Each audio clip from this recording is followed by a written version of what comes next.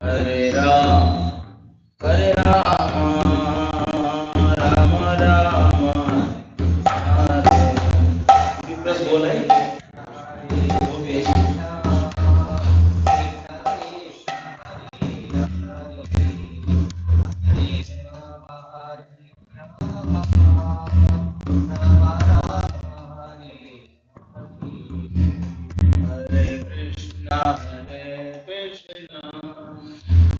Krishna Krishna Hare Hare Hare Rama Hare Rama. Change the state.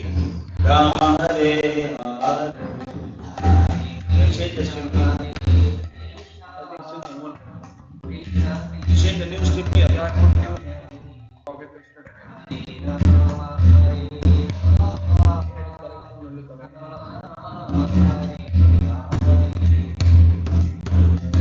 Krishna Hare Krishna, Krishna Krishna Hare Hare, Hare Rama Hare Rama, Rama Rama Hare Hare.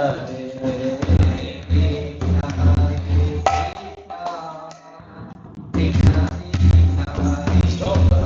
End the stream. End stream. End stream.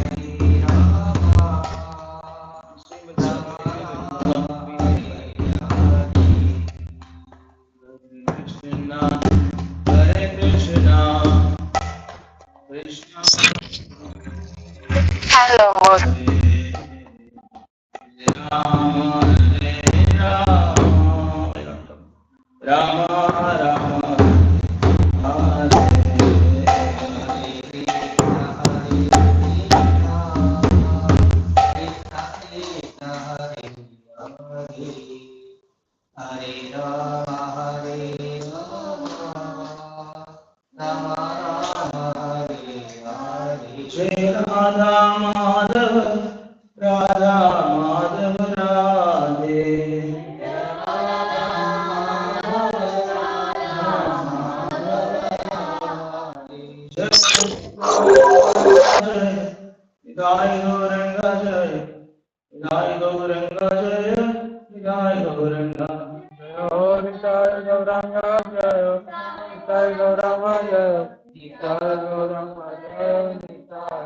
Jaya Jaya Prabhupada, Prabhupada, Prabhupada, Jaya Prabhupada, Jaya Jaya Prabhupada, Prabhupada, Prabhupada, Jaya Jaya Prabhupada.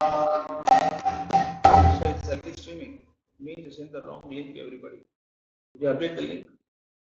Yeah. Huh? Just I'll send you again.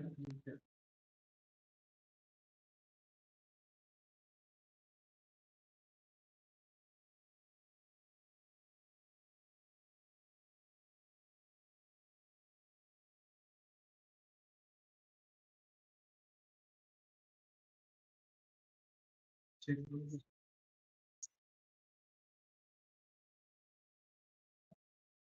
Who's coming? But this is not a link you share in the morning show. This is this.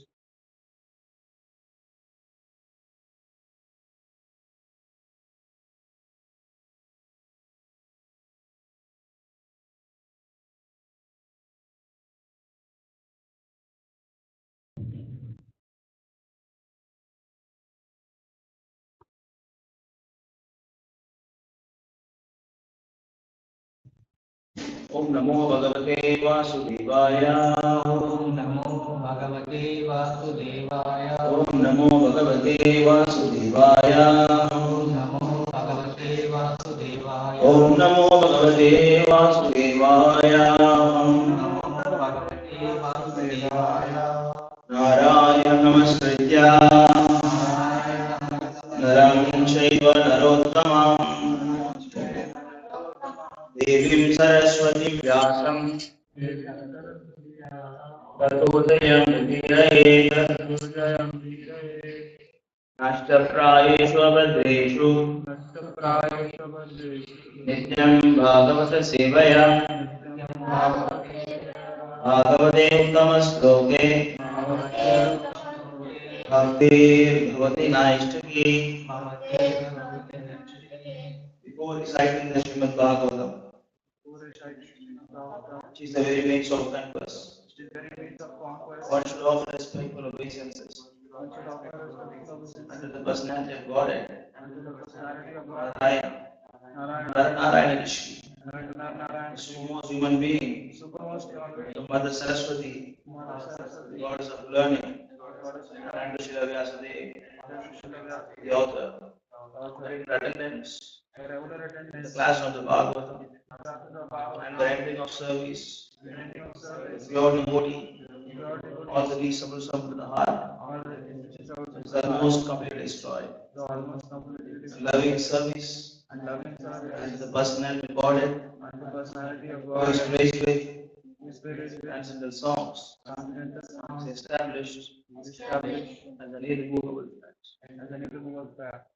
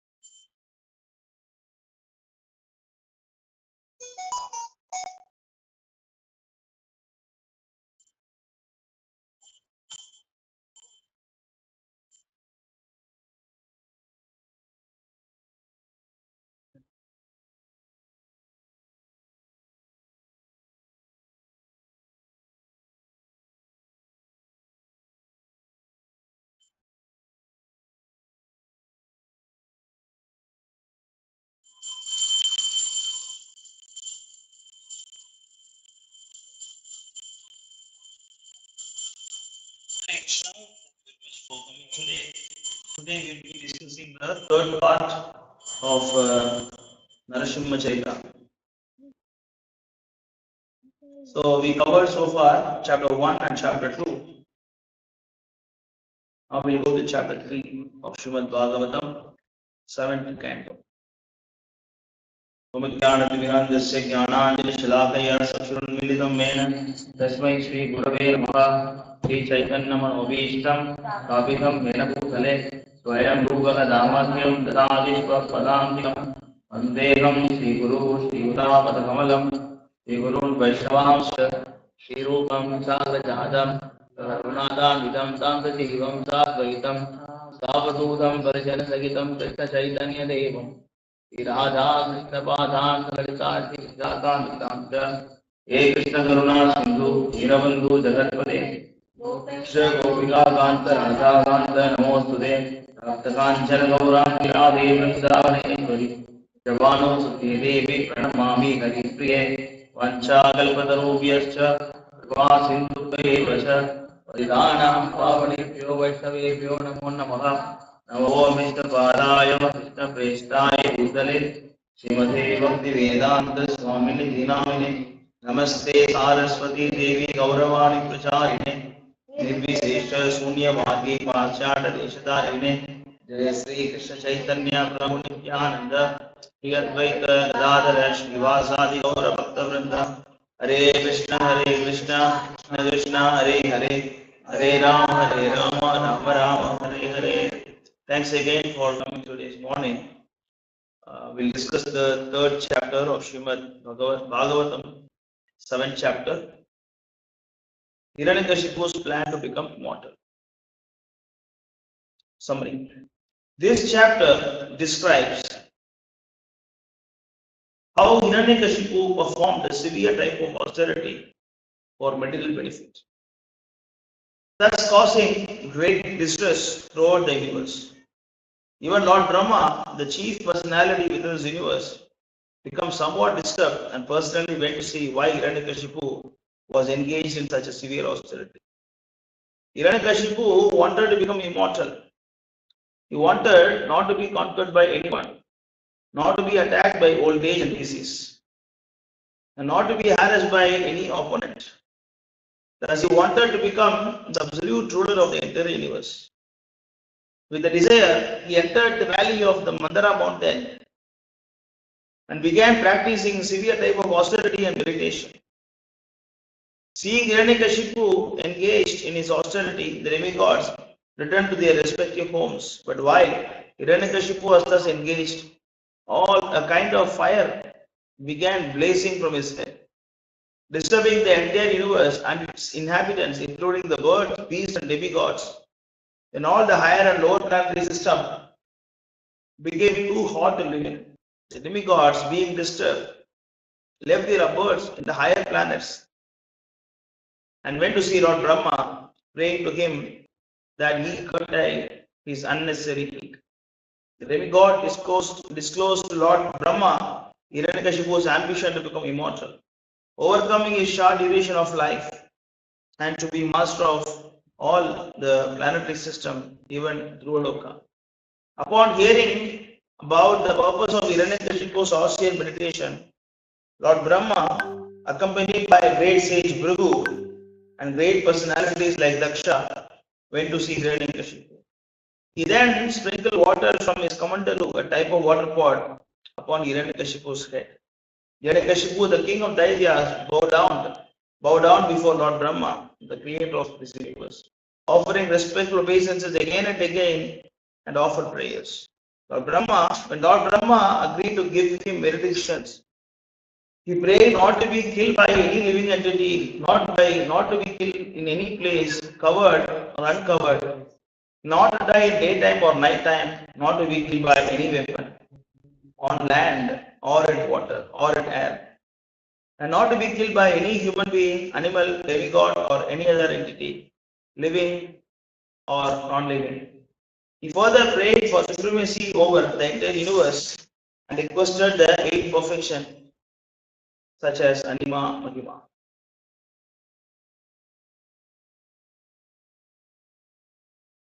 Text 1. Sri Narada Uvacha. Narada said to Maharaj Yudhishthira, the demoniac king Hiranyakashipu wanted to be unconquerable and free from old age and dwindling of the body. He wanted to gain all the yogic perfection like Anima and Mahima, to be deathless and to be the only king of the entire universe, including Brahmaloka.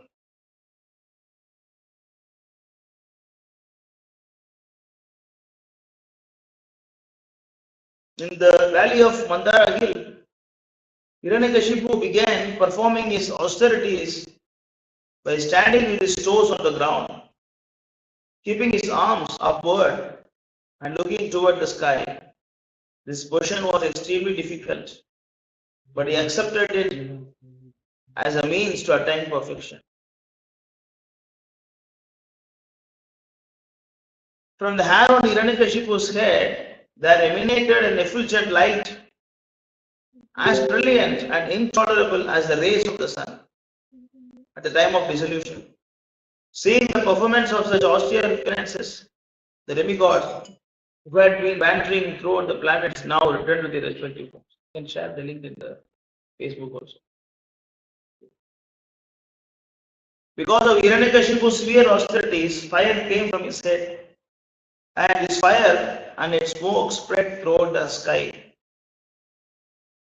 encompassing the upper and lower planets, which all became extremely hot.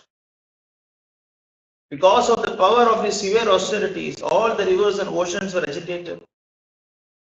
The surface of the globe, with its mountains and islands, began trembling, and the stars and planets fell. All directions were ablaze. Scorched and extremely disturbed because of Hiranyakashipu's severe penances, the demigod left the planets where they reside and went to the planet of Lord Brahma, where they inform the creator as follows. O Lord of the demigods, O Master of the universe, because of the fire emanating from Hiranyakashipu's head, as a result of his severe austerities, we have become so disturbed that we could not stay in our planets, but have come to you. So, this is very important to understand that even the demigods are not happy. Even devatas, right? We are doing a lot of austerities and tapasya to, to attain a heavenly planet, because mostly the karma kanda section of the Vedas, as Vedas are mainly having three portions: karma kanda, jnana kanda, upasana kanda. So there are three main portions. So this karma kanda portion of Vedas is mainly for very neophyte stage of sadhana. A neophyte stage and in ignorant stage, he is using the karma kanda section of Vedas to satisfy his material demands in a righteous way. So the karmi and the karma yogi, the difference is that the karmi is trying to attain his needs hook or crook, and thus he is going through sinful reactions. But karma yogi, he is getting the same material benefit through the proper method mentioned in the Shastras. Like even if they want to become Indra, Chandra, Varuna, Vayu. Say Hiranyakashipu, took the wrong way to become Indra. He conquered the post of Indra. But the same thing, by performing 100 Ashwamedha Yajna, he will become Indra. That is righteous way. So karmis are actually, they are engaging in actually all kind of vikarmas. But vikarma means, what is vikarma? Vikarma is forbidden activities. Activities that we are not supposed to follow. So they engage in all kind of forbidden activities, and thus they are trying to enjoy their need hook or crook. That's what Hiranyakashipu does. Whereas the karma yogis, they engage in the prescribed methods mentioned in the Vedas to attain their needs. That is the difference between karmis and karma yogis. And karma yoga is mostly, you can show this Bhagavad Gita, chapter 2, verse number 43. This karma yoga is mostly encouraging one to enjoy the senses. That's why Krishna is saying in Bhagavad Gita that Traigunya Vishayan Veda Nistraigunya Bhavarjuna. Traigunya Vishayan Veda Nistraigunya Bhavarjuna. So the verse.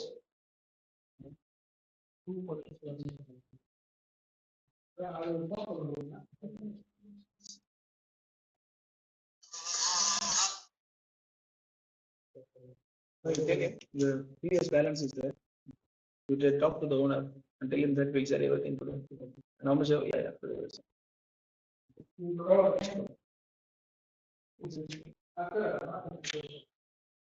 245. Traigunya Vishaya Veda Nistraigunya Bhavarjuna Nirdvanto Nitya Sadvasto. Cannot make it bigger or show in Veda based. Niryoga Kshema Atmavan. Yeah.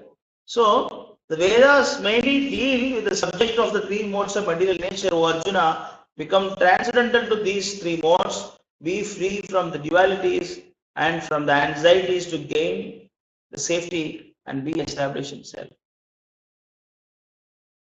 Next sloka. All purpose served by a small well can at once be served by a great reservoir of water. Similarly, all purpose of Vedas can be served to one who knows the purpose behind it. So, in Bhagavad Gita, Krishna is not entertaining. What is 244? In Bhagavad Gita, Krishna is not at all encouraging one to follow the Karmakara section of the Vedas. Yeah, anyway. So, Hiranyakashipu,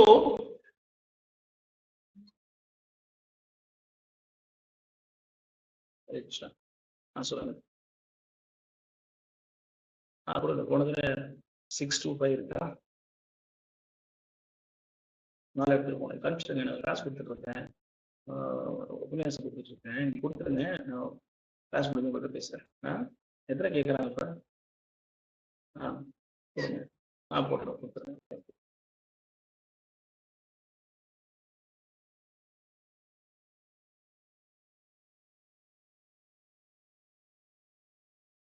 So, even after following all the Karma Yoga process and Vedic ritualistic activities, one can become Indra, Chandra, Varuna, Vayu, and establish in Indraloka and then satisfy their senses. But Shine Punya Madhya Lokam Tishtanti, after your sinful, pious activities are exhausted, then again you have to come and take birth here. That is one thing. And even when you are in heavenly planet, you cannot be happy. Of course, we can be happy most of the time, but not 100%. When a demon comes, they will disturb. You will be disturbed, just like Indra. They are disturbed. They are demigods. They even left the planets, left the house. They are wandering. They left the home and then they are wandering. So we have to understand that even they are not happy. Even Devatas are not happy. Then why we should try to become Devatas? First of all, it is actually temporary position. Even then, there is no happiness there. Then why we should try to enjoy the material, senses, the name of going to Swargaloka? So that is actually not very intelligent. Put back.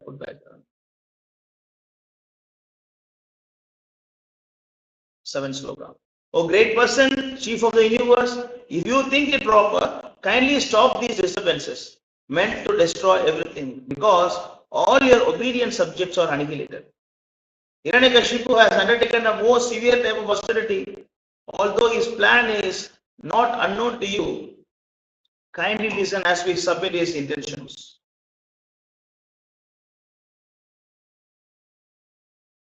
So this is how we have to communicate with some advanced personalities. When you talk to someone senior, or someone who is higher than you, like the spiritual master or some higher devotees than you, and you should not try to teach them or something.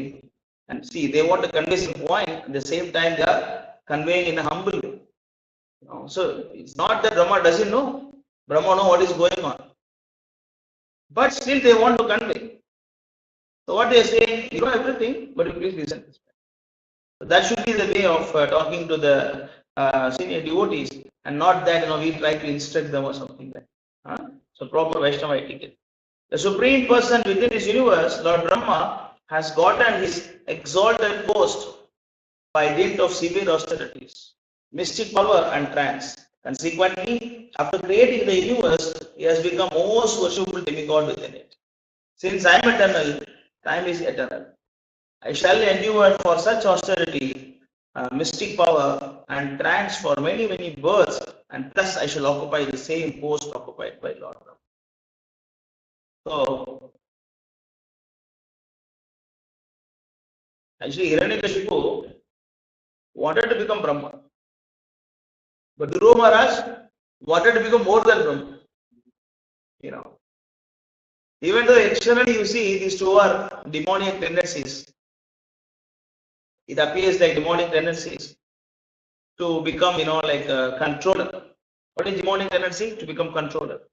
Even though Dhruva Maharaj is here also to become more than Brahma, but he was innocent, but he was searching for Narayana. And he wanted to become immortal by killing Narayana. The difference is there.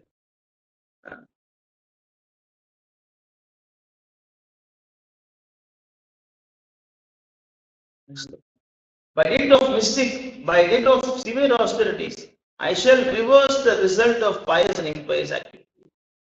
I shall overturn all the established particles within the world. Even Dhruva Loka will be vanquished at the end of this millennium. Therefore, what is the use of it? I shall prefer to remain in the portion of God. So this is the result when demons occupies the managerial post. That is why the Brahmanas are always careful that the Kshatriyas are ruling in a righteous way. Because the power always actually, corrupts. The power always corrupts people's minds. The moment we get power, the tendency is, we try to misuse the power.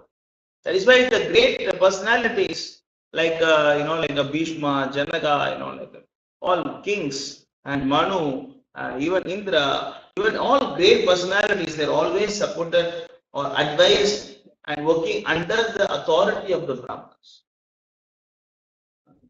It's very important. See, when the demon he gets the power, what do you want to do? You want to reverse the result of pious and impious activity. That means you do impious activity, then you go to Swarga of God. You do pious activity, you go to hell. You will suffer for pious activities and then endure for the sinful activity. So you want to reverse it. So this is how the demon thinks. Oh Lord, we have heard from reliable sources that in order to obtain your post, Hiranyakashipu is now engaged in severe austerity. You are the master of the three worlds. Please, without delay, take whatever steps you deem appropriate. In this connection, there is a nice story told by Prabhupada in the purport. Read the purport. In the material world, a servant is provided for by master, but he is always planning how to capture the master's post. That is why in outside world, they are always careful about the subordinates. The subordinates will always try to conquer the post and then they become master. It's always, they envy each other in the material world. There have been many instances of this in history, especially in India. During the Muhammadan rule, many servants, by plans and devices, took over the post of their master. It is learned from Chaitanya literature that one big Zamindar, Subhuti Rai, kept a Muhammadan boy as servant. Of course, he treated the boy as his own child, and sometimes when the boy would steal something, the master would chastise him by striking him with a cane. There was a mark on the boy's back for this chastisement. Later, after that boy had, by crooked means, become Hussain Shah, Nawab of Bengal, one day his wife saw the mark on his back and inquired about it. The Nawab replied that in his childhood he has been the servant of Subhuti Raya, who had punished him because of some mischievous activities. Upon hearing this, the Nawab's wife immediately became agitated and requested her husband to kill Subhuti Raya. Nawab Hussain Shah, of course, was very grateful to Subhuti Raya and therefore refused to kill him. But when his wife requested him to turn Subhuti Raya into Muhammadan, the Nawab agreed. Taking some water from his water pot, he sprinkled it upon Subhuti Raya and declared that Subhuti Raya had now become Muhammadan. The point is that this Nawab had been an ordinary menial servant of Subhuti Raya, but was somehow or rather able to occupy the supreme post of Nawab of Bengal. This is the material world. Everyone is trying to become master through various devices. Although everyone is servant of his senses. Following the system, a living entity, although servant of his senses, tries to become master of the whole universe. Hiranyakashipu was a typical example of this, and Brahma was informed by demigods of his intention. So in Canto of, this is what Canto it is? 4, that I think, yeah, 4th Canto. 4th Canto, the Purajana story, 4th Canto, no? In the 4th Canto, Purajana story, the intelligence is compared to a wife.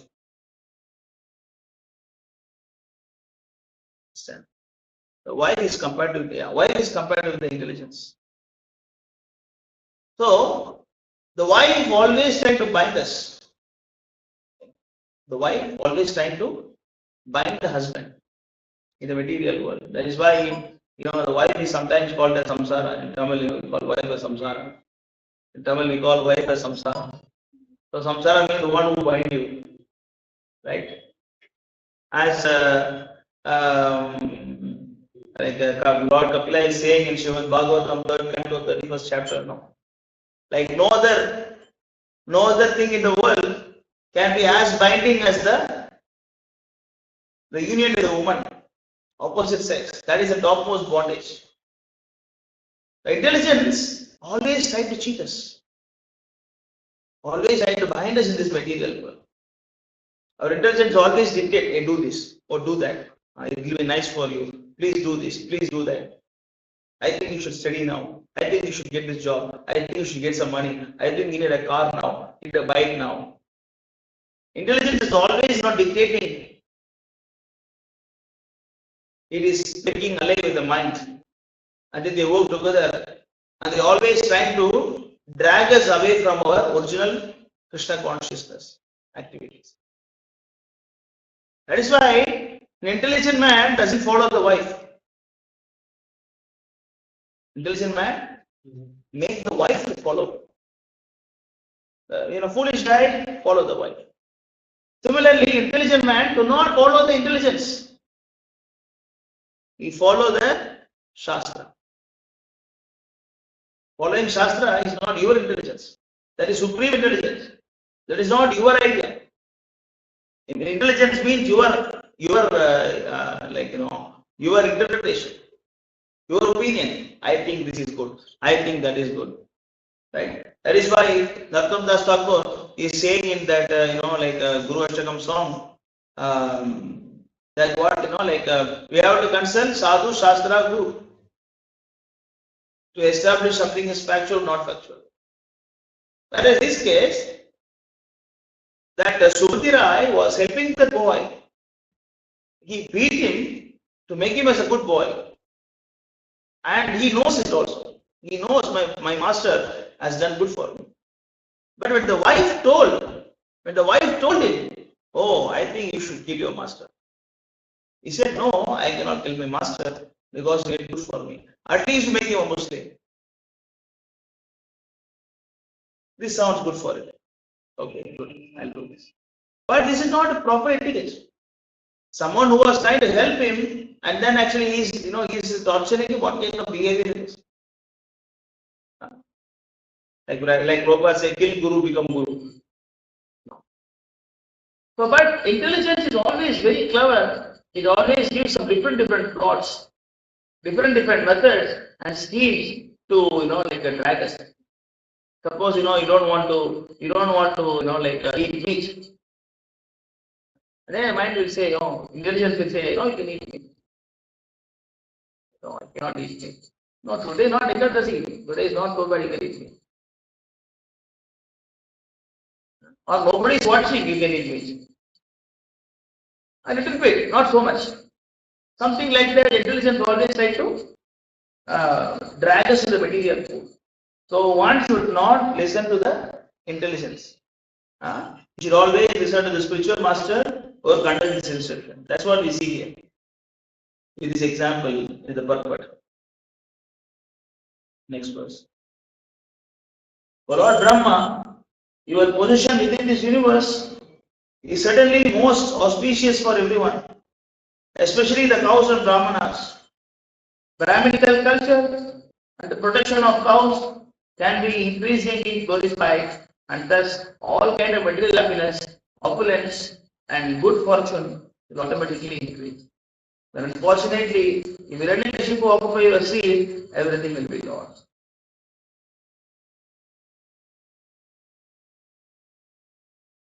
O king, being thus informed by demigods, the most powerful Lord Brahma, accompanied by Bhrigu, Daksha, and other great sages, immediately started for the place where Hiranyakashipu was performing his penances and austerities.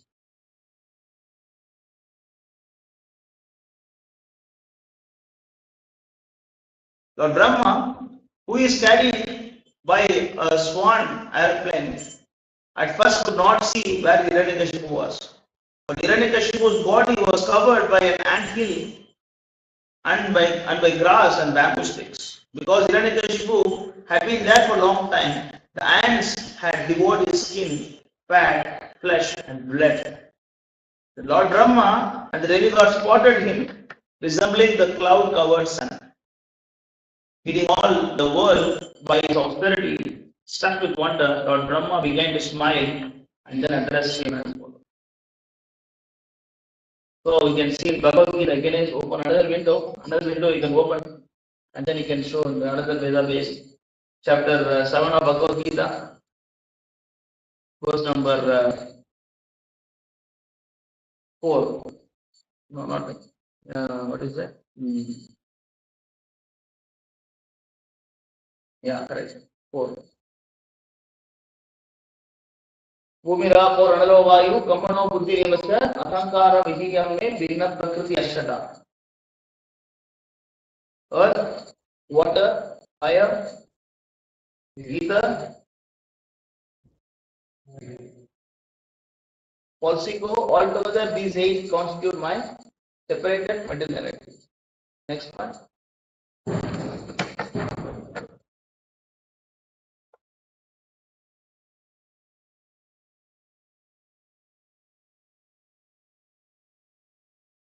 Translation. Besides this, O mighty Arjuna, there is another superior energy of mind which comprises the living entities who are exploiting the resources of the material inferiorly. So, even though the Bhumi Rap or Analo Vayu, the Panchaputas are powerful, but we are more powerful than the 5 elements. Our body is made of 5 elements. Our body is made of 5 elements. And we are sitting inside that. So we are more powerful than the body. It means we are not depending on the body. Like it appears like that, no? We have to maintain a good body. Without body, we cannot, live, But actually, yogis don't care about the body. They don't eat. They don't even drink water. They don't even breathe sometimes. Even they can live without breathing. That is what we can see here. We can see here that even his blood is also sucked. No blood, no flesh, only bones. So he was able to live, even without any of these things. So how big yogi is, that we have to understand. Yeah, see the purport, you can see the purport. Not this, what is the Bhāgavatam.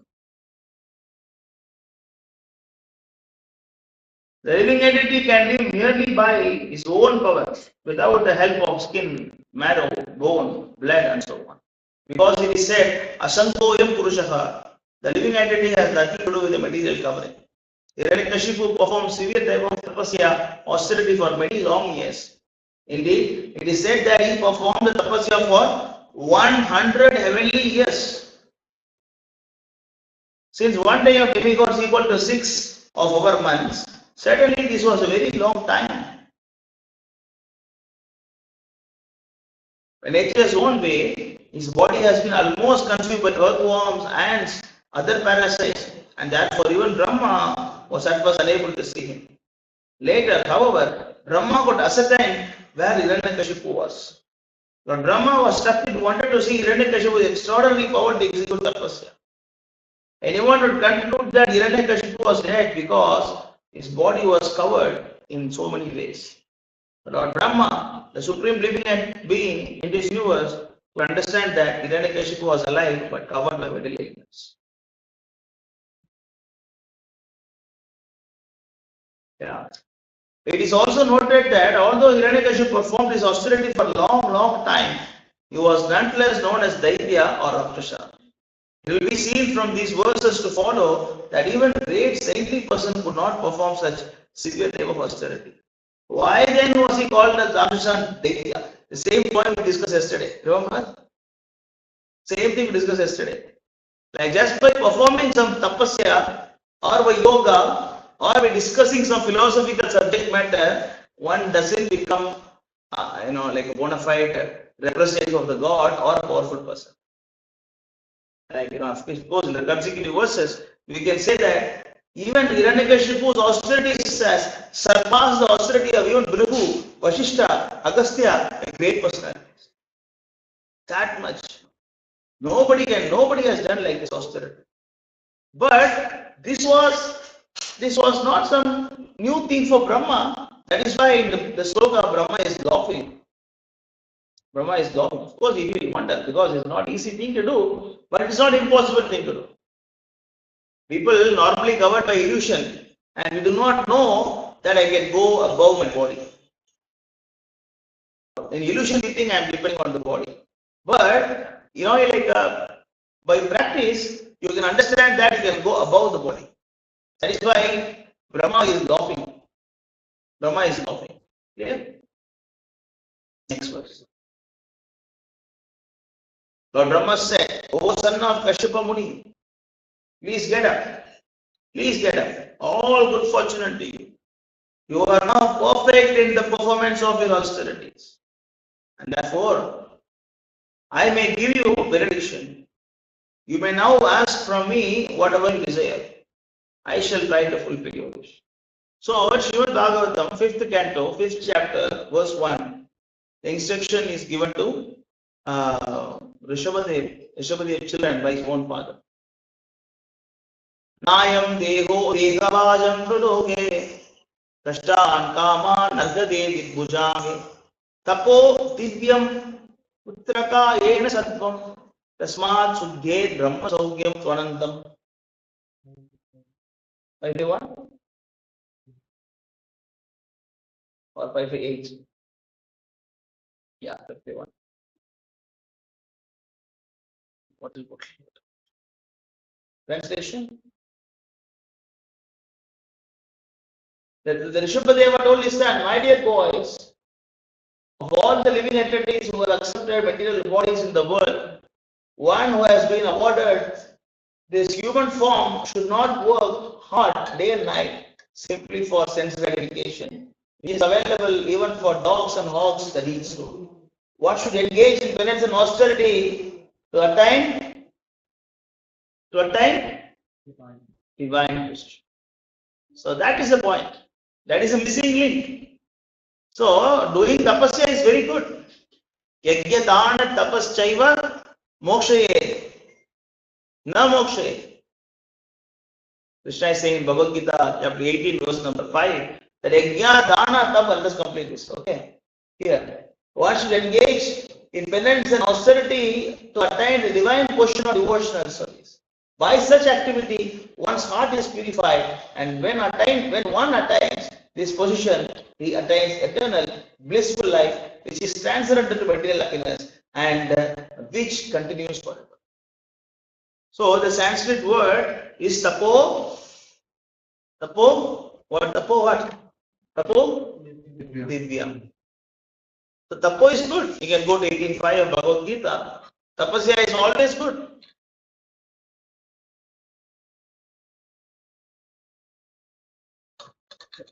Come here.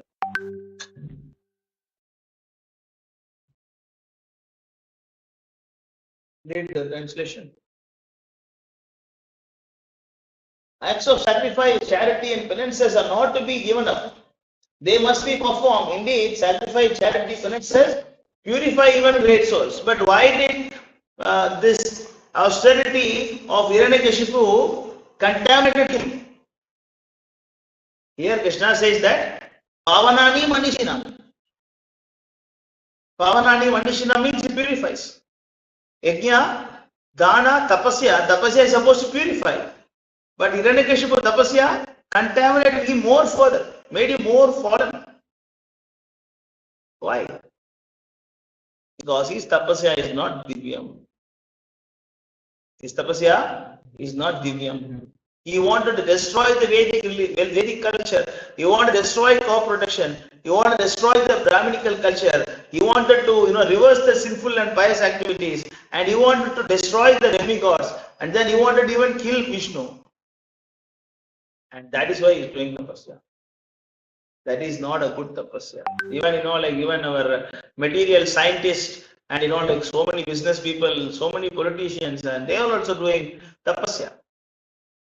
right? Even like Gandhi was doing what? Fasting for so many days to get freedom. These are not tapasya. Tapasya must be guided by the saintly personalities, especially your spiritual master. Your spiritual master, even even it is mentioned that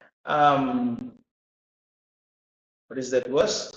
What is the verse, Prabhu? The mantra will not work without the parampara. The famous verse. Sampradaya vihinaye. Sampradaya vihinaye mantrastu nishphalamataha. So if you don't follow the sampradaya, the even mantra will not work.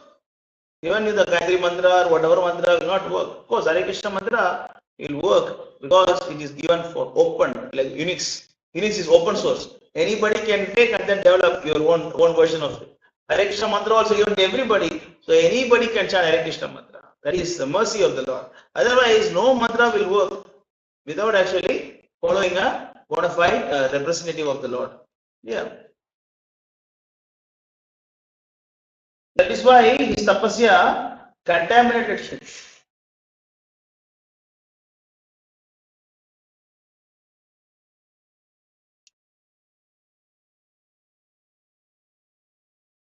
So, what we see that he got perfection in the austerity. Still, it is not helping. That is the point I wanted to convey.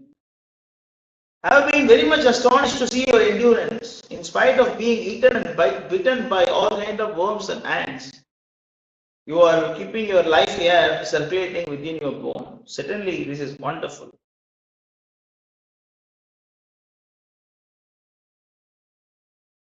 Even saintly persons like Prabhu, born previously, could not perform such severe austerities.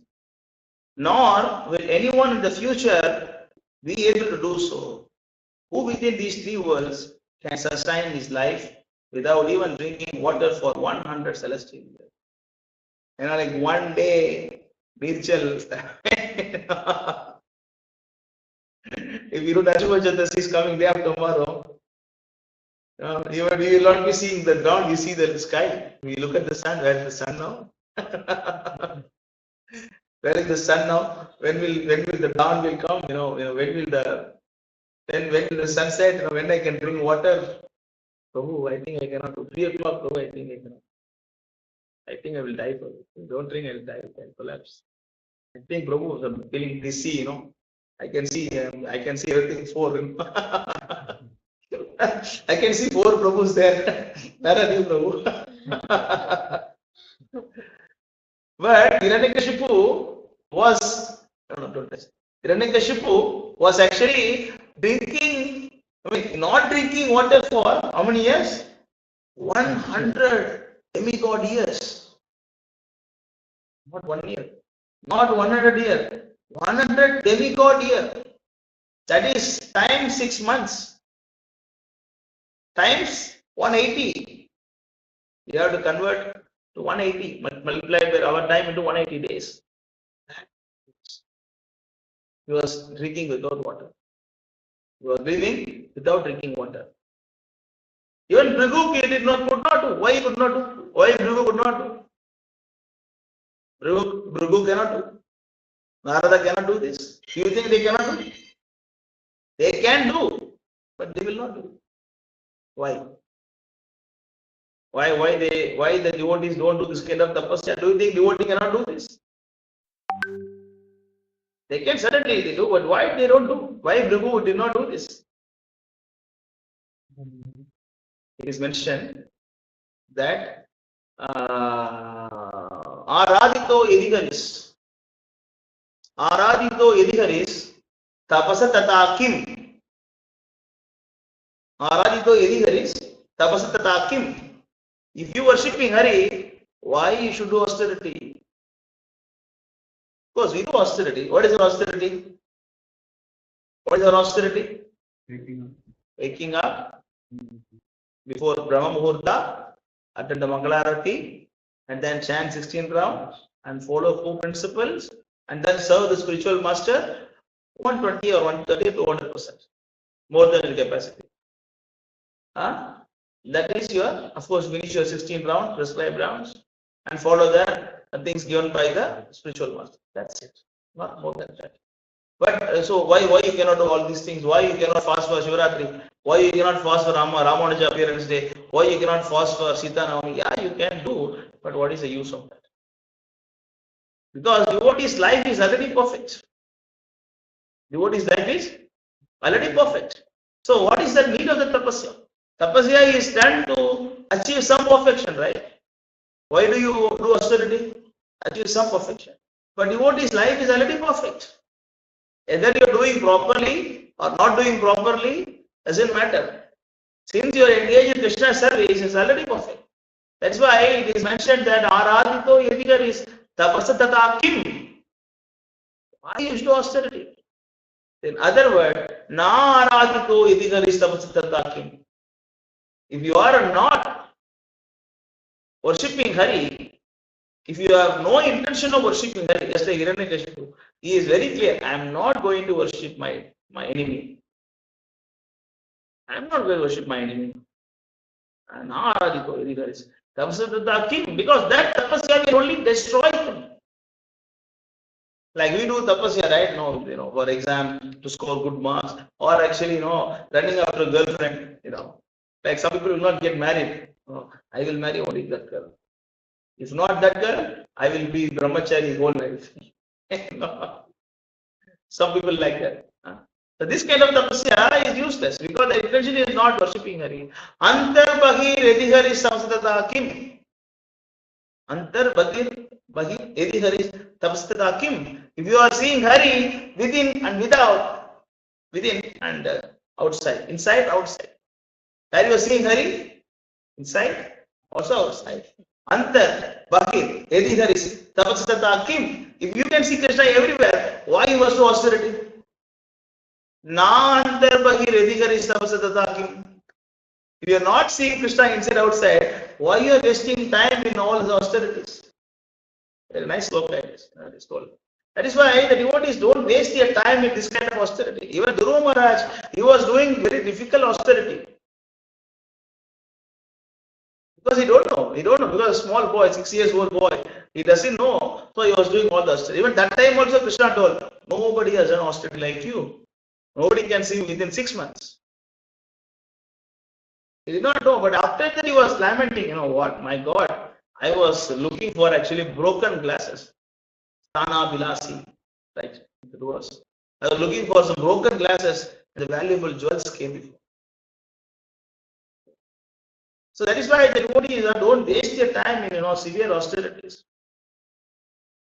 It appears that even if a yogi does not drink a drop of water, he can live for many, many years by yogi process.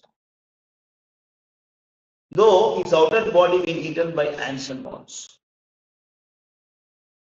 Next verse. My dear son of Didi, with your great determination and austerity, we have done what was impossible even by great saintly person.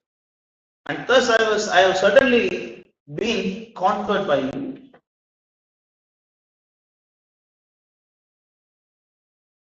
O best of Asuras, for this reason, I am now prepared to give you all benedictions according to desire. I belong to celestial world of demigod, who do not die like human beings. Therefore, although you are subject to death, your audience with me will not go in vain. So this is the difference of the Devata worshippers and Krishna worshippers. Like Dhruva Maharaj, he was worshipping Krishna for getting some material benefits. But he got purified. He said, I don't want anything. What is that? Paramna Yache.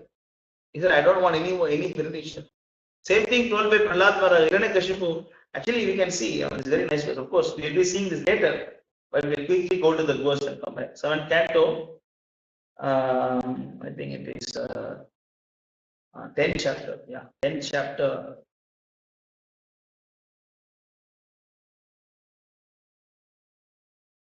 First verse. Actually, Narshimha gave a lot of benedictions to Prahlad Maharaj. He gave benedictions. And then we see how Prahlad Maharaj speaks. My dear Narada Muni continued. Although Prahlad Maharaj was only a 10, right? 10. Although Prahlad Maharaj was only a boy, when he heard the benedictions offered by Narshimha Deva, he considered them impediments on the path of devotional service. Thus he smiled very mildly and spoke as follows. See, Narshimha Deva gave benedictions to Prahlad. Prahlad is a small boy, but he was saying that, my dear Lord, benedictions you gave me, it is not a blessing, but it is a curse. It's an impediment, disturbance in my spiritual life. Next verse. No, go to the second verse.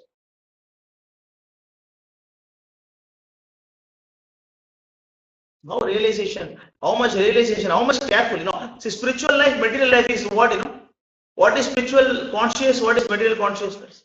Spiritual conscious means you are always alert. You are always alert. You know what is going on. You know what is, you know what your mind doing. You are watching your mind. You are watching your intelligence and watching your senses, and then watching your activities, and then watching your mistakes, and then watching your plus and minus. That is alert. That is spiritual conscious.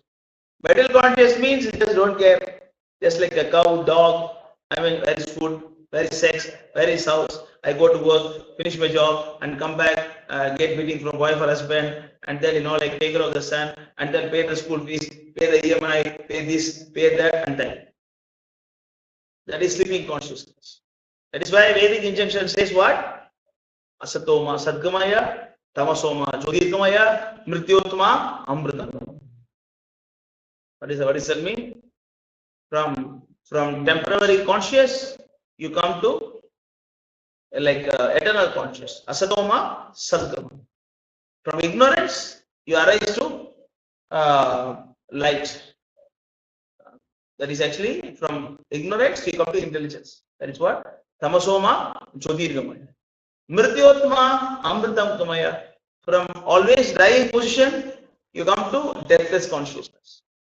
We always think I'm dying, oh my body is there, I'm going to die. Now from that conscious, you come to the understanding of eternal consciousness. That is why spiritual consciousness means what? Alert. If a devotee is not alert, it means he is in material consciousness. You don't know what your mind is doing, you don't know what the intelligence is doing, you have to watch out. You always watch out. Suppose if you see this, oh, this is nice, oh, getting attracted to this, you be careful. You tell your mind, my dear mind, you're getting attracted to this. Please don't do this. My dear eyes, please don't see this. This is a disturbance for Krishna consciousness. Jamil, just by seeing the prostitute for few moments, he become rascal for life. Few moments. He saw the prostitute, naked prostitute, having sex with the low-class man. His whole life is finished. Because little bit not alert. He is a great person, no doubt about that. For a few seconds, he was a little bit careless. Only a few seconds. Fall down. That is why devotee must always be alert. Always be very, very careful. Every second, every moment, what am I doing? What am I seeing? Am I really notice? That is why one devotee told the lecture that whenever your mind demands you something, immediate response must be no. Then if it is required, it asks again. Whatever it is, mostly say no is always safer. I don't want this. Then if you really need this, then again it will come, then you can process. Immediately say no, don't process everything, just say no. Okay. Then we'll see.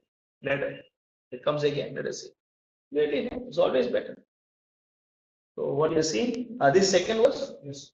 Prahlad Maharaj said, my dear Lord, O Supreme Personality of God, because I was born in an atheistic family, I am naturally attached to material enjoyment. Just like all of us. We were not born devotees or something like this. We were rascal before. I don't know about you, but I was a big rascal before. I was addicted to all sinful activities. That what is the verse? Gopinath Momani Vedana Sunam. That's that song. He's saying that one line is that Sada Kamarata. Ichunai Moraguna. I'm always addicted to simple activities. Vishayi Durjana. Sada Kamarata. Ichunahi Moraguna. So that is our consciousness, our quality. Because we are in Kali Yuga, we have to very much relate to Prahlad Maharaj first times. I'm naturally attached to material enjoyment. Therefore, please do not tempt me with these illusions. The veneration given by Lord Narshimha is saying that please don't tempt me. Please don't do this. Please take away everything from me. I am very much afraid of material conditions and I desire to be liberated from material life. It is for this reason that I have taken shelter of Lotus feet. So he is telling, why did I come to you? If I want all these things, I could have given some Indra, Brahma. No? Why I come to you? I did not come to you for all these things, my Lord. Why you are doing this to me? Why are you disturbing me this way? Even though the is given by Lord Narshimha, I is saying that why you are doing this to me? Please don't do this. I don't want this. That is the consciousness of advancement. How much is alert? The Lord is giving benedictions. And even he is saying, the Lord, why are you doing this to me? You are testing me. I am so fallen. Please don't test. Don't test. I am so fallen. I am not strong. I am weak. Please don't test. Na bala. What is it? The same song. Na bala, na shakti. One more song. I think the same song. Durbala. Some line is there. I have no strength. I am so weak. I have no power. No, please don't test me. Or it goes like that. Prayer. That should be the consciousness.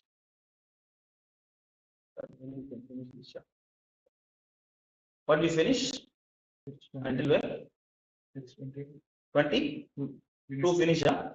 8 to 8. Srinarada Muni continued.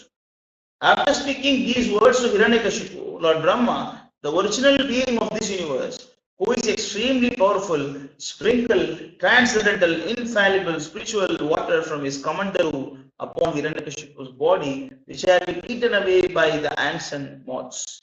Thus, he enlivened Hiranyakashipu. As soon as he was sprinkled with the water from Lord Brahma's water pot, Hiranyakashipu arose, endowed with a full body with a limb so strong that could bear the striking of a thunderbolt. With physical strength and bodily luster resembling molten gold, he emerged from the anthill a completely young man, just as fire springs from fuel. So here we can see that he got youthfulness, he got what? Strength also. He got youthfulness, he got strength also. When Brahma's blessings, further blessings, he will also become wealthy. So as I was discussing in that Sunday program in Chennai, Hiranyakashipu, he got out of 6 opulences, he got 5 opulences, 100%, almost 100%. Right? Except the renunciation, except attachment, he got everything almost 100%. That is why even Brahma, you see in the continuing verses, even Brahma, Vishnu, Shiva, they give him bribes, gifts. Even Narada says, even I myself was glorifying Hiranyakashipu. Narada is saying, even I myself was glorifying Hiranyakashipu. It means what is his position? He almost become Bhagavan. He almost Bhagavan. But still he was not happy. That we'll see in the upcoming verses.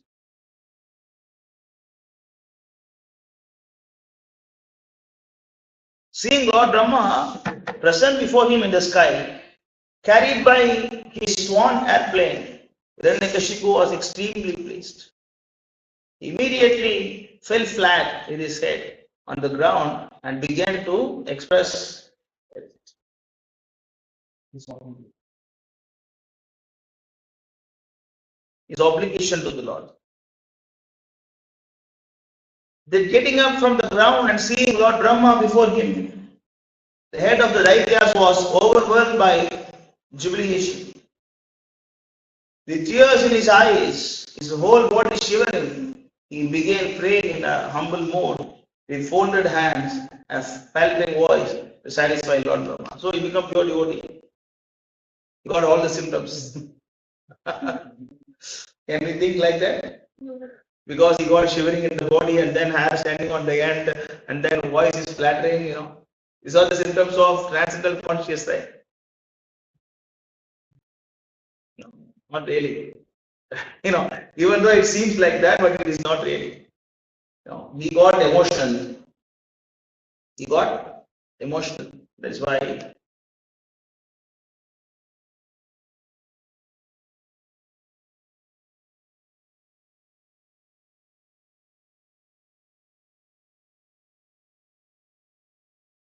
Let me offer my respectful obeisances unto the Supreme Lord within this universe. At the end of each day of his life, the universe is fully covered with the dense darkness by the influence of time. And then again, during his next day, the self-effulgent Lord, by his own effulgence, manifests, maintains, destroys the entire cosmic manifestation through the material energy, which is invested in the three modes of material nature. He, Lord Brahma, is the shelter of those modes of material nature, Sattva Guna, Rajo Guna, Tamo Guna. So the following verses seems like contradicting to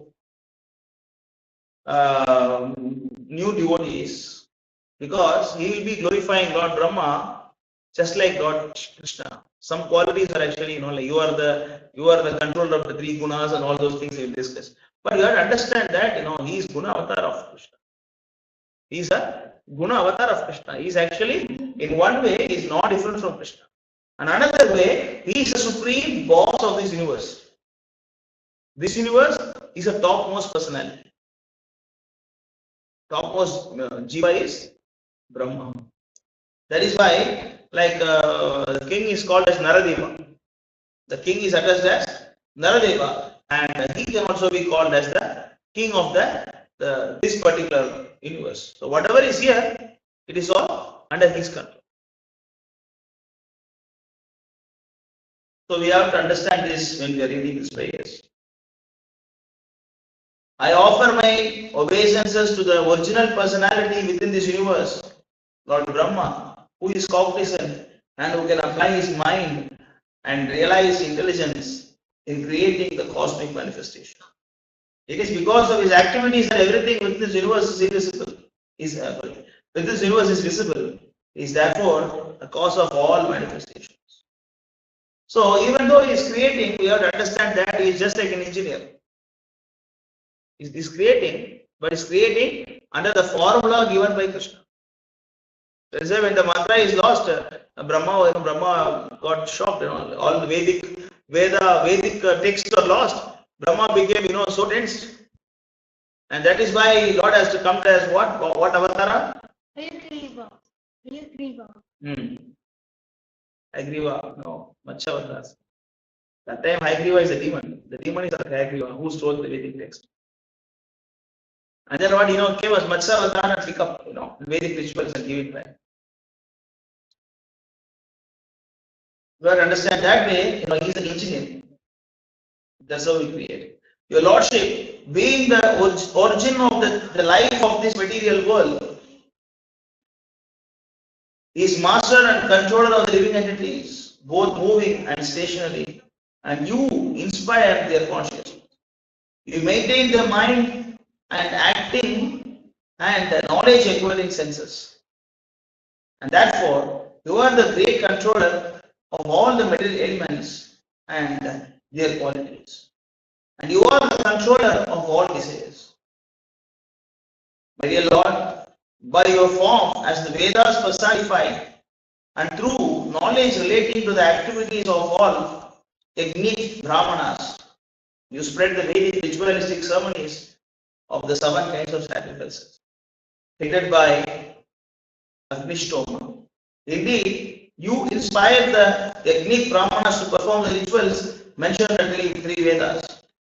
Being the Supreme Soul, the Super Soul of all living entities, you are beginningless, endless, omniscient, beyond the limits of time and space. So Lord Brahma is also called as Aja.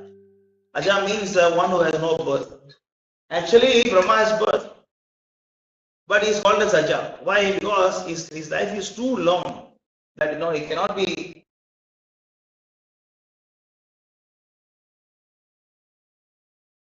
Just like in mathematics, there is a term called infinity. What is infinity? Uncountable. There is anything uncountable in this universe that you cannot count. There is a count, just like how many hairs in your head. Is it uncountable? It is uncountable by us, but it has a count. It has a count. You can count, but difficult to count with our knowledge, with our intelligence, difficult to count. But it's countable. There is no such thing called infinity. Everything is finite. Only the Lord is infinite. Similarly, Brahma is also called as Aja. Infinity. Brahma's life is infinite. He has no birth. He has no birth.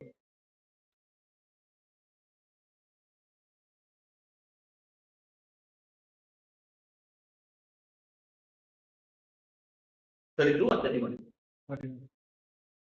Oh my Lord, your Lordship is eternally awake, seeing everything that happens. As eternal time, you reduce the duration of life of all living entities through your different parts, such as moments, seconds, minutes, and hours.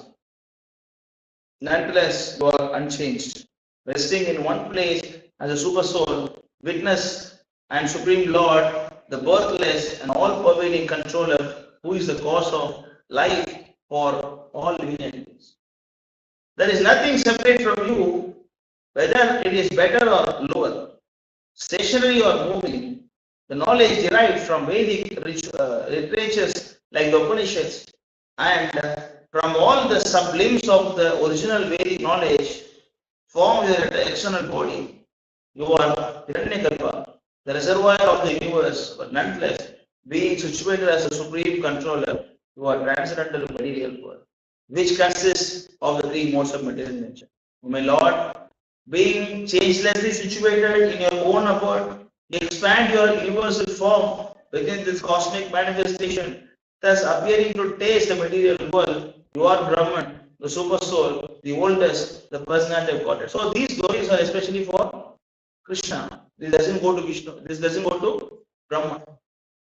These actually the glories doesn't go to Brahma. But in his ignorance, he is calling him a supreme God. Understand? You have to understand that. In other way, he is also Guna avatar of Krishna. In that way, glorifying Brahma is not different from glorifying Vishnu. Yes.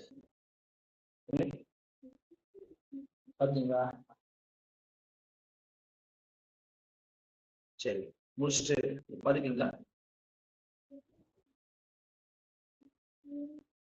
File முடிஞ்சா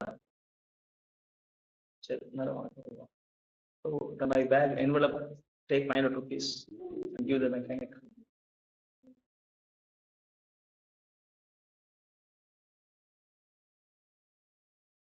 Thirty? 34 minutes? No, Prabhu. Let me offer my respectful obeisances unto Supreme, who is unlimited, unmanifested form, has expanded the cosmic manifestation, the form of the totality of the universe. He possesses external and internal energies and the mixed energy called marginal potency, which consists of all living entities. O my Lord, O best of the giver of benediction, if you will kindly grant me the benediction I desire, please let me not meet death from any of the living entities created by you. See, this is the difference between seeing Krishna and then seeing the Devatas. What I need to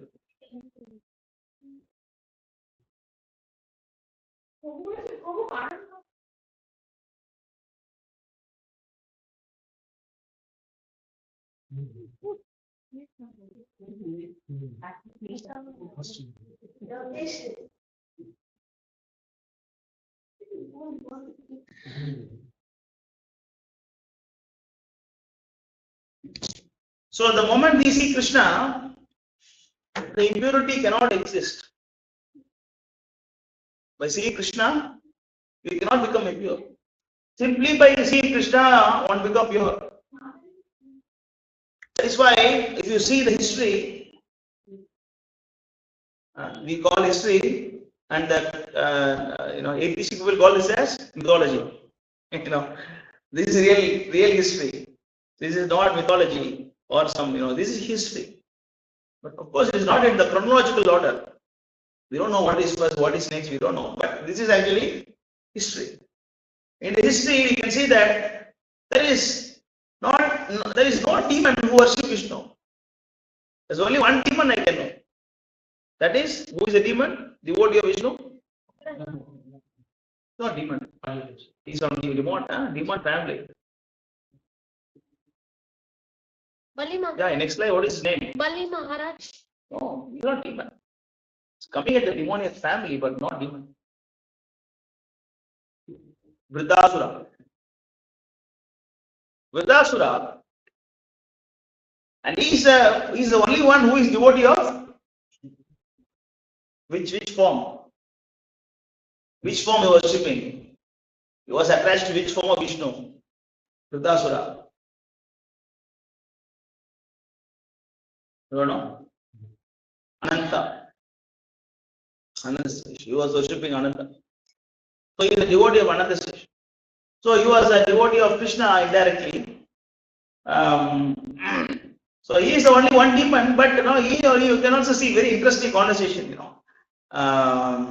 There is an interesting conversation, like when Indra goes to Narayan asking for protection, because this Vridasura is so powerful that he overtook the post of Indra, and Indra has no post now, so he's crying. He's going to Narayan, please help. And then Narayan say, there is a Muni called Dadichi. You go to that Muni, and then you take his backbone. And from that backbone, you make a weapon. With that weapon, you can kill Vridasura and you can become king. And this Indra, he has no mercy. Just because he wanted to live, he asking someone, you please die. Is it a good proposal? Can you die? Why? Because I want to live. Is it a good proposal? He went to Dadichi and then said, my dear sir, I need something from you. What do you want? I want a backbone. If I have to give my backbone to you, I must die, Dadichi is not attached. But he was just playing with Indra. He said, what kind of person you are? You don't want me to live? You're asking my backbone because you want to live? So shamelessly, Indra is asking. And finally he said, now I will take it. Narayan says I should give. If Narayan wants my backbone, I should give. Otherwise, why Narayan ask you to come to me, ask for my backbone? I am going to give you, don't worry. But you must understand your fallen position. You are so fallen that you are asking me to die because you want to live. Now man, take my backbone. And then he got the backbone and then he made Vajrayuda with that. That is Vajrayuda. Vajrayuda is actually the backbone of Dadichi. He made Vajrayuda out of that, and then with Vajrayuda, and then he took the Vajrayuda and went for the battle with Vridasura. But still he is so foolish, Narayan clearly told you can kill only with Vajrayuda. But he was using his student and then trying to attack Vridasura. Vridasura had to catch the student and throw this on him. And then he is completely devastated Indra. Indra became, he cannot do anything, he is so powerful. Then laughingly Vridasura said, my dear Indra, see, how foolish you are. Are you asking someone backbone because you want to live? What kind of person you are? And he is saying, what is there in the enjoyment of the power of the Indra post? Anyway, it is going to be destroyed one day. There is nothing happiness here. He said, But I don't want this. I want to go back to my Ananta. And he is telling to Indra, so Indra, you don't do anything with your trident. You take the Vajrayuda as Narayana told. You take the Vajrayuda and throw on me, I will die. If you don't kill me, I am not giving you your post. You better kill me and you take the Indra post. Let me go back to the lotus feet of another day. I mean, is he a demon? Even if demon worship Vishnu, he become purified. That is why the demons don't like to Vishnu. They don't like to go to Vishnu. Canto 10, chapter 8, verse number 11. Show the verse. 8, 10, 11 or 12, I think 11.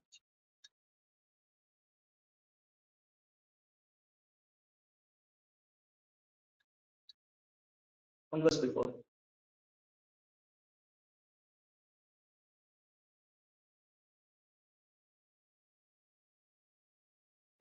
No, what is the rule that Arishe Tandanai? 80. So what 1088 11. No, not that verse. 1088 11. Yeah. It is this. Because I am difficult to worship, people generally avoid me and instead worship other deities who are quickly satisfied. When people receive kingly opulence from these deities, they become arrogant, intoxicated with pride, and neglectful of their duties, and they dare to offend even the demigods who have bestowed benedictions upon them. This is exactly the same, like happened to Hiranyakashipu. Hiranyakashipu got the mercy of Brahma, then later he wanted to control Brahma. Because if you worship the demigods, they are quickly satisfied. And then your dirty thing in the heart will not go with worshipping Devatas. Srinvada Swagata Krishna, Punya Shravana Kirtanam, Hridayandastohi, Abhadrani, Vidhanodi Suvasaram. Simply by hearing Krishna, the dirty things can go away. Nashta Prayeshu Abhadreshu, Nityam Bhagavata Sevaya. Simply by serving the pure devotees or this Bhagavatam or anything Tadiya. Tadiya means anything in connection with Krishna. Simply by serving Tadiya, Tadiyanam Samachara. Simply by worshipping anything in connection with Krishna, like Tulsi, pure devotees, Bhagavatam, Bhagavad Gita, one get purified. Otherwise, worshipping demigods separately, separate from Vishnu, you cannot get satisfied. Worshipping demigods is not wrong. Demigods is not, worshipping is not wrong. You cannot worship demigods separately. I like Durga. Why I like Durga? Because I like her. That is wrong. I like Durga because she is the internal potency of Lord Vishnu. External potency of Lord Vishnu. That in that understanding, if you worship, there is nothing wrong. In that connection only, Prabhu Goswami says that one must worship Ganesh. But Prabhupada knows how people's mind will go in Kali Yuga. Prabhupada said, don't worship Ganesh. So we have to follow that instruction. Okay. So here we can see the Brahma. For Hiranyakashipu, even though he got the mercy of Brahma, even though he is glorifying Brahma too much, but still his cunning nature is still existing with him. It is not good. Whereas Guru Maharaj, his material desire has got vanished after seeing Narayana. But after seeing Brahma, his cunning nature did not get vanished. That is why Sukadeva Goswami says, Akama, Sarvakamo Moksha Kama, Udirahihi, Hivena, Bhakti Yogena, Prachetam, Purusham. Pracheta Purusham. It is what? It is 2, 3, 10. Right? 2, 3, 10. Either you have desire, or you have no desire, or you are looking for liberation. But by all means, one must worship the Supreme Personality of Godhead. Yeah. Udara. A person who has broad intelligence, whether he is full of material desire, without any material desire, or desiring liberation, must by all means worship the Supreme Whole, the Personality of Godhead. Yeah. So either you have desire, no problem. You want wife. Who wanted wife and went to Vishnu? Who is the devotee? Who went to Vishnu asking wife? Who was the devotee went to Vishnu asking for good wife? What do you know? Basic thing. Who was worshipping Krishna for 10,000 years? 10,000 years we were meditating on Narayana, asking, my dear Lord, please give me good wife. Gardama. Gardama was doing 10,000 years. My dear Lord, please give me good wife. He went to material desire, but he went to, and then he also got a good wife who is chaste, submissive, and then even Krishna said, don't worry, I will also become your son, and don't worry, you will also get detached. You see, I will give you a beautiful and chaste, perfect wife, number one. Second thing, I myself will become your son. Second thing, even though if I become your son, you will take sannyas. You will still get detached. That is the power of worshipping Krishna. Yeah.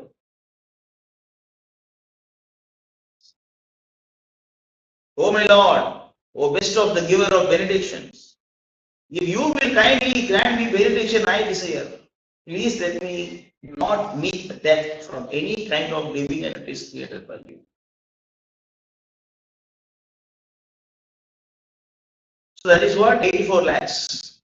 84 lakh living entities, right? Jalajan Avalakani, Ravara Lakshavimsati, Pakshinam Dasalakshana, goes like that. 84 lakhs of living entities. Grant me that I will not die within any residence or outside any residence during the daytime or at night, nor on the ground or in the sky. Grant me that my death not be brought by any being other than those created by you, nor by any weapon, nor by any human being or animal. So this all you know. No need to explain more on this. Grant me that I not meet death from any entity, living or non-living. Grant me further that I not be killed by any demigod or demon or by any great snake from lower planets. Since no one can kill you in the battlefield, you have no competitor.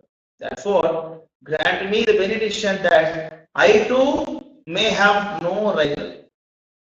Grant me sole leadership, grant me sole lordship of all living entities and presiding deities, and grant me all glories obtained by that position.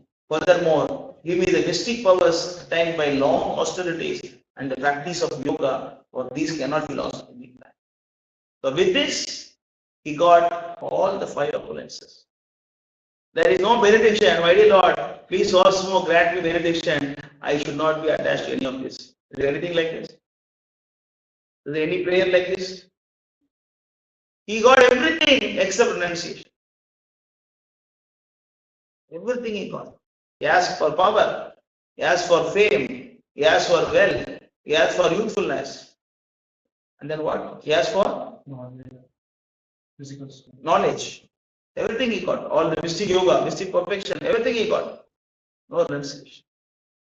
That is why it is mentioned that Pravritti Esha Buddhanam Nivrittishu Mahaphala. So people in general, they think that path of attachment is the most wonderful thing in the world. Like all the parents, all the society, everybody say, oh, we all live together, how nice it will be. Then they'll fight each other. Oh, we are a very nice family, we are a joint family, we all live together. And then what? From morning to night, we fight each other. What is this? No, when you, the path of attachment, you can find the verse and you can show. Pravriti Esha Bhutana Nivritimshu Mahaphala. Is it Vedic Shastra or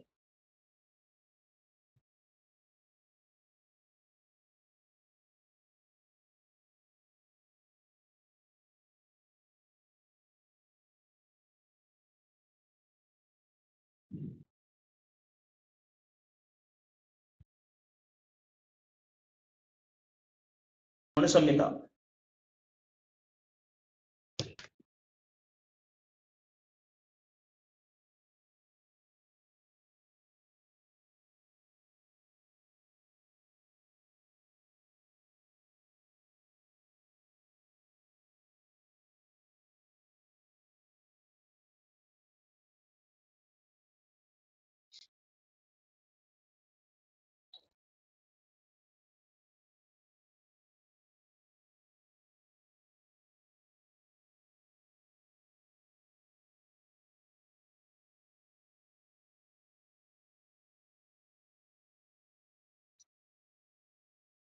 So I have to show the verse.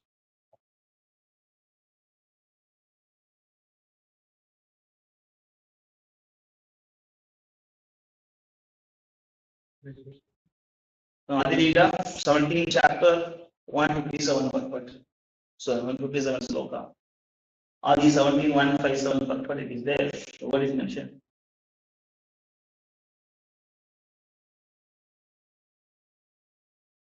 Oh, Adi 17, 157.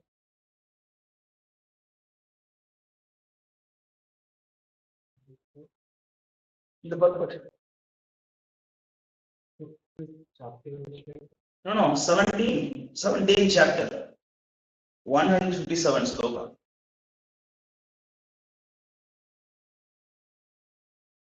Yeah, just type on the top. 157.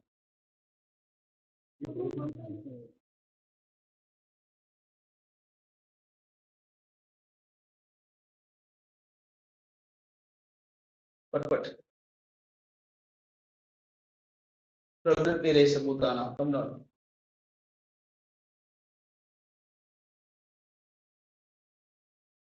Yeah. The Shastra says, Pravriti Esha Bhutana Nibritishu Mahaphala. One should not be carried away by the propensities of the defective conditioned life. One should be guided by the principle of Shastras. A child's propensity to play all day long, but it is the intention of the Shastras that the parent should take care of it. Okay, here direct translation is not mentioned. The direct translation goes like that. Everyone in material life is attracted for furthering the way of attachment. Right? Everybody is what? Everybody is what way they like? They like path of attachment. For me, my son, my daughter, my husband, my society, my community, my country. So this is all everybody is thinking. And they think that will give happiness. But that will give only distress. But the greatest treasure is to be gained by following the path of detachment. What is the greatest happiness? The greatest happiness is there when you are detached. Detached. Like even the family life also. Maybe you are living with your wife or children. You try to practice little detachment. Little detachment you try to practice, then you will be so peaceful. Then you start doing it. Of course, it doesn't mean detachment. Okay, let me take sannyas. No, that is not detachment. Detachment that I have wife, I have husband, I have children, but I am not, I am not depending on them. I am doing my duty as husband. I am doing my duty as a father or a mother. I am doing as a duty I am doing, but I am not conditioned by that. So without you, how I can live? There is no such thing like that. But one must do the duty. But one may not be conditioned by that. Yeah. The whole Krishna consciousness means what? Giving up the proprietorship. What is that? Giving up the proprietorship. Don't think that this belongs to me. This is given to me for serving Krishna. I got a wife to serve Krishna. I got a son to serve Krishna. I got a daughter to serve Krishna. Not that I want a son because I want to be happy.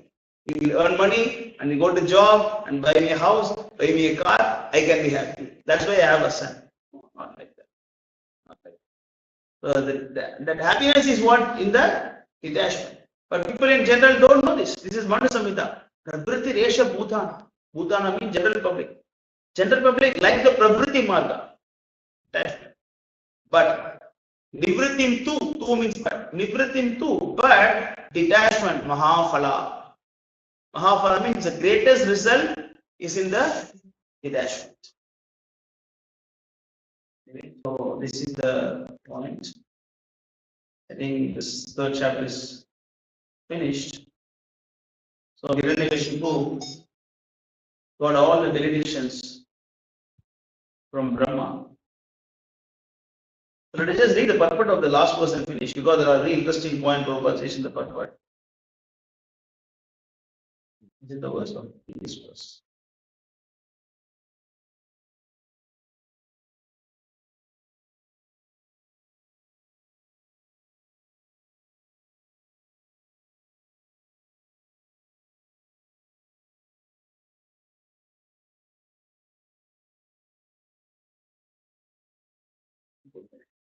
It's about the Nagas. Okay. The rose is gone. One more thing I wanted to show you, but let us stop this. So any questions or comments? The sense that Bhaktivedanta, the purport of 7th, 10th chapter, 3rd chapter, Śrīmad Bhāgavatam entitled Nirana standard. So evening, what time? 7. 7:30. 7 o'clock. We discuss the 4th chapter of Śrīmad Bhāgavatam 7. Any questions on today's class? Any doubts or comments?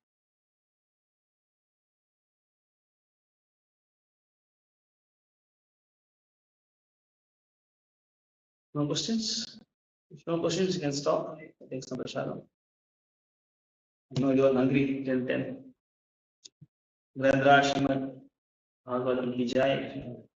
Prabhupada ki jai. Narshimha Bhagwan ki jai. Bhakta Prahlad Maharaj ki jai. Srila Prabhupada ki jai. Thy God Prema.